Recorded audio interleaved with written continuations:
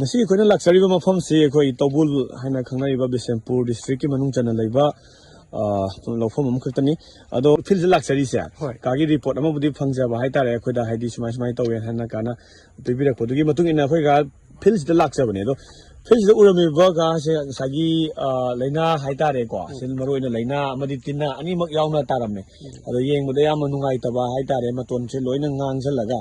leiramba fibam ama khatani bo ado ka sigi hai fibam se karam ba matam dagi horakhibano haidi leina se hoji angan bada angal ngadi horakhibra nta hoji haidi kui dribra kamai tawe mase sorangna aina khanbada mase thamu mayadi oirani adu bo khoina masigi matang da ka hena khangdabanina masi akhoi gi har watpagira adagi masi karigino khangdadana khoina area ju khara saisangre adu tawbudi masigi wahik tariba akhoi gi lofam je sahi 10 13 gi mamang dagi wahik haibje swaida amata leramde aduna akhoi wahik check mina di atopa jaga di wahik tai haibidi khangi pauda akhoi gi Facebook da adu YouTube da dum ui adu bo akhoi si area si de amukta sahi 10 13 mamang da taraktrabanina akhoi wahik ne haiji khangu daba adu bo akhoi na ka sum Facebook kumba paiba YouTube paiba dagi air agro na smaina si across x si jamna phai ana jaga khara du moin utpirakpa jaga khara ulakpa sidagi di masidi jamna phadung mali haidana ai air agro se ai contact tawjabane contact toraga ai hidak se ai ngarang lowraga ai ngasi across x ngasi thagre adu moina takpira poi matungina elements ju thau haire adu antibiotic amaga adu elements da ai hujik thadri adu masi elements na ai heng ayuk tharage na khalle adu bu wahik se akoina ju hana aina ngasai ju hajigi bu dumaina sugang khangde wahik sumai ta je khangdabnina adu bu takpirwa lakpirwa ojajing jinadi masi soidana hapta amuk natraga numit manga truni gi manungda soidana sigane haibagi thajabati pibiri ado aina ju soina masi phagadra haibagi wakhal londadi aiju leijai ado masi tasengna di ati area dadi across x kapaga haidi jamna phare phai haibasimda ai haidi Facebook ki kano dagi ubo phangjare ado soidana phagani ga ko seda lai se ka gi da aina kitang aina ngasi feel lai laksari se ngarang akhoi kana akhoi dukan da pirama kanda sumai tawi sisi tawi na haibiram do adai da aigi direct field da chaptaba yaro na aigi lakcha bane bo ka adai ga da ngasi mayam da ketang ina samdamna mayam da khagan janingi se seida lagi ba khoi gi se mayam na lam na yeng da sumai na maton yam nganga ga lawjam phajada mong da laiba se ui bo ko ado ai si sai ketang mayam da kupna khagan jarake bo ka seida wahik su tai ka ga gi lobok seida sumai na haido ga yeng ba ka da mayam na dum khange haidi wahik se yaure ure hu puti ketang mamno ni na udre wahik ki phajana yaure tonge ure ko aduga wahik ki kitang na thaira kanda ga wahik nataba mayam adi wahik katani na sum khalaga leibo ko aduna wahik nataba ina kada mayam do uchaning eiba pocha sigi phomana gi moong si yengsi ko seda ai phomana se khai hekcharake thuk jinai thatat lage ko adu kanda mayam da khangna ba kitang haidi ai demonstration ama khak pijage bo ko sigi huji leiba ke no se seda leiba phosida leiba poche wahik na ngakta tasan gibagi soksan giba haidi adugum makhal dunat ngata nate bo ko akoina stage hoi wahik se sedum uri sini se na pagal lai ni ko wahik se lai te hab nate phomana se akoina he ukanda wahik se chatlaga dum leira si thenare ko sina white plant hopper ko wi angoba machugi hopper ne mo se sidagi akogi brown plant hopper black plant hopper amuba adi brown machugi ut machugi hopper mayam lai aduga aina ngasi mayam da adi khanghan janingi di akoi lau sumaina sigi conditions da leiba matamda ngasagi keno se hadi hayeng lau phajana lok tabana chingba natragana akogi hayeng satlaga su moong marin ta da phokthok etaba soi oigani ko ada ka kaino muna se yeng biyo ko sigi mana sigi mana se phongi mana sigi sumai mathak thangba saruk tagi ka ga gi si kuire habda sai ka da haijagre kuiram ga dong mali nga singarangi natena mathak thangba saruk si ka phajana si saru olaga kangsan gre ko ado tamna torkanda makharom da sum chatharakpa ado chathabagi moong se ga se yeng biyo ko hadi side ta naka da se da sumaina khogi kanga ga chendar ise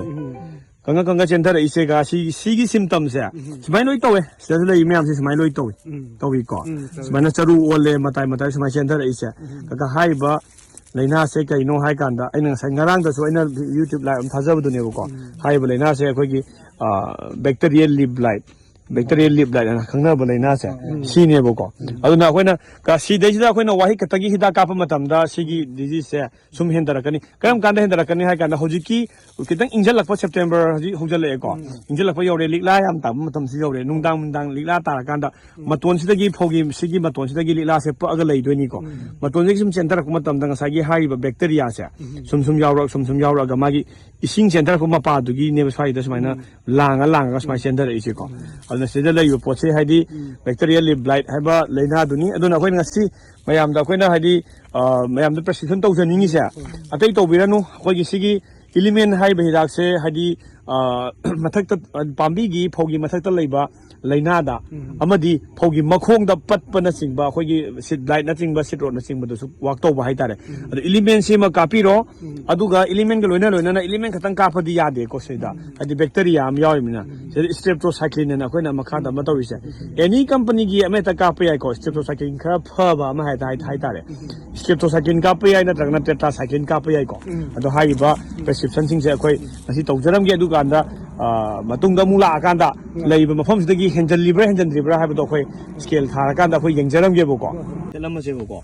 do khoi ngasi mafam jaga se khangna ba khoi no jik mayam da tawjaga doi ba haidi demonstration se kaino hai kanda hai behidak element hai behidak siga streptocycline siga ka problem matungda ngasagi aina seida kena tawra ise sona kanda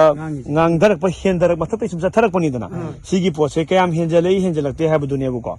makham nan biro ko si jaga sa element je thecharam ge hayeng khoina matungda amu lakpa kanda khangna ba aduga aina tawdoi se hoji for example seida pambi am khak ai lokhachage ko manang ko lokhachage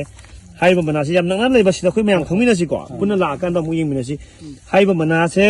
hadi masatagi sumkang mase hogi bani adum hogdara khidoi si je ko adunga si aina sigi magi keno se scale thage bu ko scale thage kayam wangna hadi magi sathagra bano habdo yengse ba da sigi khoi sona kan gi centimeter gi seida 0 dagi na 12 centimeter ha si ko 12 centimeter se lere ko no tower se sigi 12 mayam khangbiro ko 12 centimeter box se hai ba sagi leina se tare bu ko ado sai bu 13 haitar almost yore ado sidagi sumai tawna swaida sum yengsi ko 12 sang ba yawre dagi akan thangna bada adum yawda ba yawri adum hadi 6 muk sang ba centimeter manga truk sang ba sumaina mathang lei mayam su idea ka tani ko sab sana da ta mang lo ga su sidai ju 10 12 ki sa ga tani ba lei sing se element si gi lei element gi just thang ni ba perform se ado khoi nga si hidak si streptocycline ga element si ga pham matung da after the 5-6 days matung da khoi laksa ge bu ko longna sing sida makha ta henjan bra soksan da bra aduga thangnari ba haidi phongna sing sida disease se longna da bra du yeng se ba aduga sawra phama su yeng se mi yeng da smaina khoi yellow oirap na loi lei ko ngasi hadi keno sing ge hangapan karaga hadi yeng ba nungai ta ba po se si su khoi machu je numi humni gi matung da element ka fa matung numi ni humni matung da hadi color sing do change stock pra have do yeng se bu ko adu maina khoi mu lak chage adu phone to biro hayeng se kap thok biro element se ga streptocycline je kap thok biro aduga fil sida khoi mu lak chage numi mari mangani matung da soja lak chage phone to biro okay thank you